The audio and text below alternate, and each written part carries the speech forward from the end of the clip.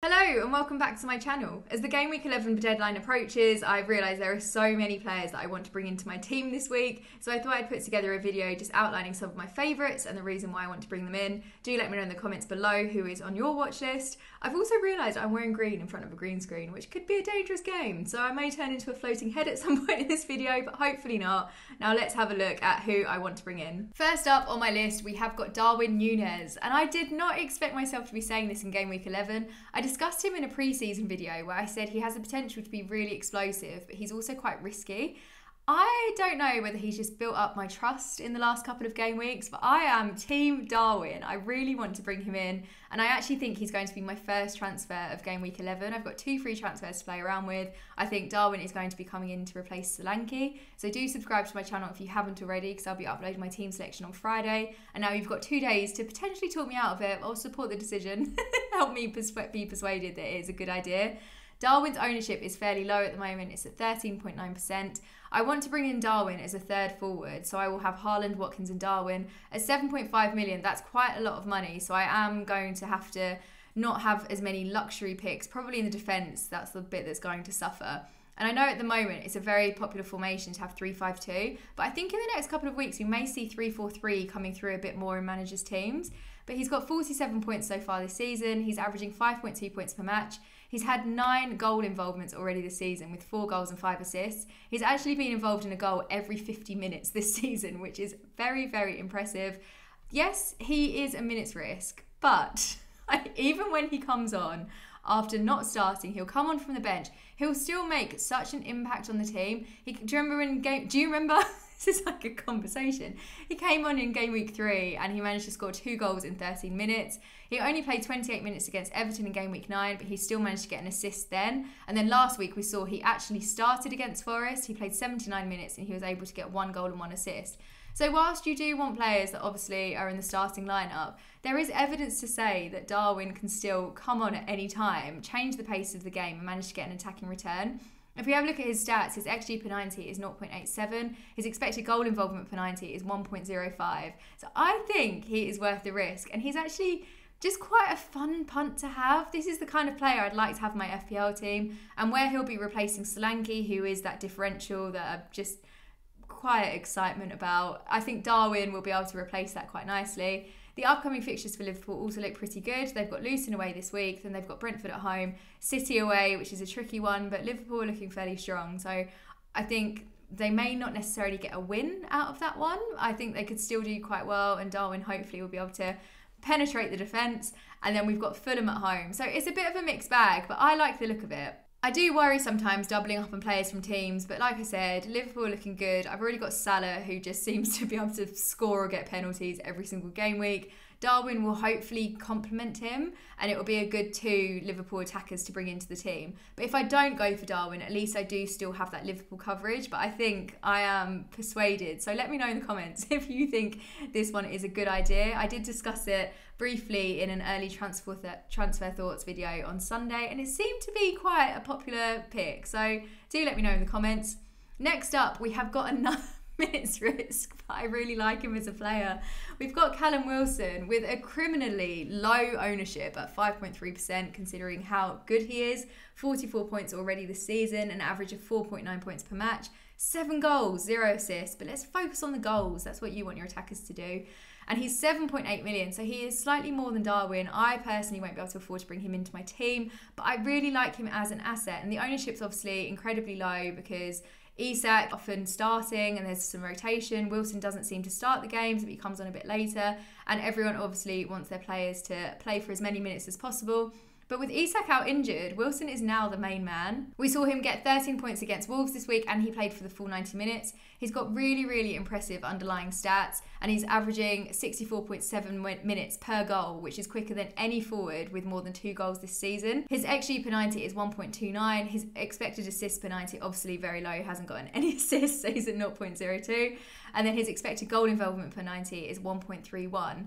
The fixtures for Newcastle are looking fairly tricky. They've got Arsenal at home, but then they're going to Bournemouth away, Chelsea at home and Manchester United at home. I think Newcastle at home look unstoppable. I'm sure they're going to score in basically every home game from here on out because the atmosphere looks incredible. I've said it before in a video. I wish I was a Newcastle fan. They just have the best approach to games and the stadium looks so lively. That is on my list of stadiums to visit this season. But Chelsea at home, Chelsea defensively haven't been too bad this season. I know we're obviously not doing very well as a team, but Newcastle may struggle to get through the defence. But then Manchester United, we have seen they are not doing their best, and we saw what City did to them earlier this week. So Newcastle could have quite a good run there. So whilst the fixtures on paper do look fairly tricky, I just think the way Newcastle are going at the moment, they can get through anything. The key thing with Wilson is to just keep an eye out on when Isak is going to come back. But I really like him as a punt. And if you've kind of got a transfer to burn, you're not sure what to do about your forwards, I would definitely recommend bringing in Callum Wilson, but mostly for the fun element. But he does seem a very, very strong asset to have. So I personally won't be doing it. I wish I was in a position where I could. But if you are, go for it. And then next up, we have got our Wolves midfielder. Again, a very, very low ownership, but I think it's because people have been going for Neto. We've got Hee-Chan. He's 5.5 million, so that's that really, really nice price point where if you need to bench him because there's a tougher fixture, you don't feel too bad about it, but you can also put him out to start. He's got 49 points already this season, averaging 4.9 points per match, and 6 goals and 1 assist under his belt already, which is very, very good for a £5.5 million midfielder. If you are in a position where you've got Neto in your team, we don't know how long he's going to be out for. It looks like a really, really nasty injury. So touch wood for him that he's back and he's ready to go, but it doesn't look too promising. But Hee-Chan could be a really nice replacement. And again, 2.7% ownership, that is a real differential. He's had attacking returns in his past 4 fixtures, so he is looking very much on form. He is currently overperforming, but he's got decent stats for his price point. I am interested to see how Wolves get on without Neto, and it would be good to keep an eye on Hee-Chan and his positioning, because that could change. But I think this is one to watch. In terms of upcoming fixtures, I would definitely play him for this upcoming game week against Sheffield United. We have seen what Sheffield are like defensively, and it's not the best. So I think Hee-Chan could really, really take advantage of that. Then you've got Spurs at home, which I would probably bench him for, but then I'd bring him back out for game week 13, Fulham away, and then bench again for Arsenal away. So you can see he's one of those players that will just probably be in constant rotation, depending on the quality of the rest of your squad. So I really like this pick, and I think depending on what happens, because I've got Gordon currently in my team, depending on what happens with Gordon and Newcastle's fixtures, I think Newcastle is going to see a lot more rotation in the coming game weeks, and I think I would be very tempted to replace Gordon with Hee-Chan. So whilst I won't again be bringing him in this game week, he is on my watch list, one to keep an eye on. And then we have got this old favourite who has just suddenly returned. We've got Mbeumo. Everyone gets him out on wildcard and then he decides to go wild. His ownership's at 20%, which is still fairly high. He's 6.6 million. He's the second most popular transfer in so far this game week, and you can see why. He's now the 3rd highest scoring midfielder after Salah and Son. The guy is absolutely on fire. He's delivered 2 double-digit hauls in a row, getting 27 points in total after 2 goals and 2 assists in the past 2 game weeks. I haven't had him in my team at all this season. I was gutted when I missed out. He was on fire for the first 3 game weeks, then went a bit quieter. Managers got complacent, transferred him out. He has gotten revenge in the last 2 game weeks. It seems like I'm just missing out on Mbeumo's points left, right and centre. But again, he's back on the watch list. He's had a total of 9 big chances and 13 shots on target, which is really, really impressive. But with 6 goals and 2 assists so far this season, he's also on penalties, which is another really nice reason to bring him in. His XG per 90 is 0.62 and his expected goal involvement per 90 is 0.92. He's looking like a really good kind of set and forget asset potentially. Upcoming fixtures, the game week 11, they've got West Ham at home. West Ham have surprised me actually defensively. They haven't been at their best. So I can see Mbeumo definitely taking advantage of that. Then we go into Liverpool away and Arsenal at home. They are tougher fixtures, but sometimes we do see these kind of smaller clubs really stepping up against the big ones. So I wouldn't necessarily write Mbeumo off for that one. And then you have Luton at home, which is the fixture that I would definitely be looking to bring Mbeumo in for, because I can see him running riots. I wouldn't be surprised if this form carries on, then his ownership is going to skyrocket back up, because he seems like a player you can just really rely on. And then my final player, another blast from the past. We have got Estupiñán. Have I said that right? I swear I always say it incorrectly. I should stop waving my arms because of this green jumper. Hopefully it's fine in the edit. He is still selected by 22.6% of managers, despite the fact that he's been out with an injury for weeks on end. It was a very reluctant transfer out. I was gutted when he went down and did not return. But things are looking positive, and I'll tell you why. In last week's pre-match press conference, De Zerbi said he was close to returning after injury and that he hopes, I quote, there can be a chance for Sunday. Now, there wasn't a chance for Sunday. He was rested. But De Zerbi also said that the team is suffering too much to take a risk. So I'm really feeling optimistic that we may see him back this game week. Is that too optimistic? I don't know. If not, by game week 12, you've heard it here first. We didn't. De Zerbi kind of discussed this in a roundabout way. But obviously, Estupinian has been out for the last couple of game weeks. But despite that, 25 points so far this season, averaging 4.2 points per match.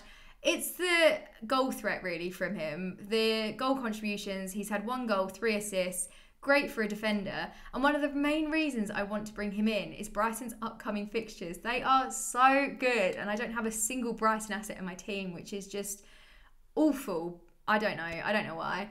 But we've got game week 11, Everton away. Game week 12, Sheffield United at home. Game week 13, Nottingham Forest away. I see clean sheets galore on the horizon. Those 3 fixtures bring in a Brighton defender. Even better, and this is why I love Purvis, is the fact that he's getting attacking returns as well. So he might come back from an injury, rested, ready to go, trying to make up time. He's going to reward FPL managers that were patient and kept him. Not me, but I might be bringing him back in. So I really, really like game week 11 to 13. Those fixtures are stunning.